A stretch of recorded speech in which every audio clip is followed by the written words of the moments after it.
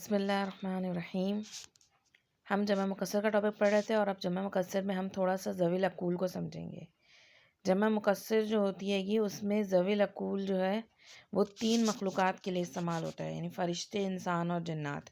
یہ 3 کا جب ذکر آتا ہے تو یہ عاقل کی جمع مکسر کہلاتی ہے.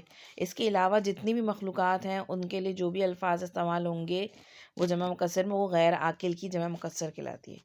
دراصل یہ ڈفرینشیٹ مطلب یہ 2 اقسام کیوں بنائی جاتی ہیں گی، کیونکہ ابھی ہم انشاءاللہ تعالیٰ جب مرکبات اور جملے پڑھیں گے تو اس میں دیکھیں گے کہ یہ جو الفاظ ہوتے ہیں گے جمع مکسر جو ہوتے ہیں گے اس کے لیے جو صفات یا پھر اشارے استعمال ہوتے ہیں، تو اس میں جب غیر عاقل کی جو جمع مکسر ہوتی ہے اس کے ساتھ واحد مؤنث کا صیغہ آتا ہے.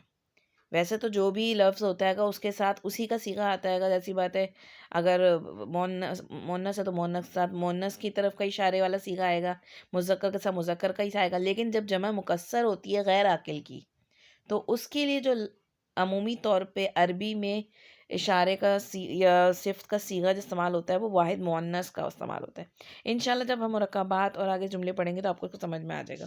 ابھی تھوڑا سا ہم عاقل اور غیر عاقل کا وزن کے حوالے سے دیکھ لیتے ہیں کہ ایک ہی وزن پہ آنے والے عاقل اور غیر عاقل میں فرق کیا ہوتا ہے. جیسے ہمارا پہلا وزن ہے افعال کا وزن، افعال کا.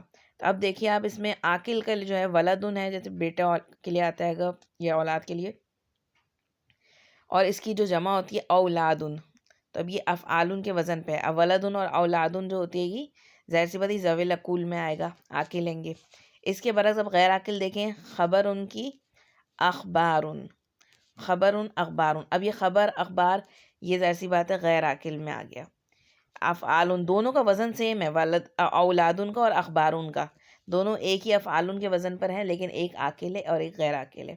اسی طرح اگلا لفظ دیکھ لیں، فعال کا وزن ہے گا.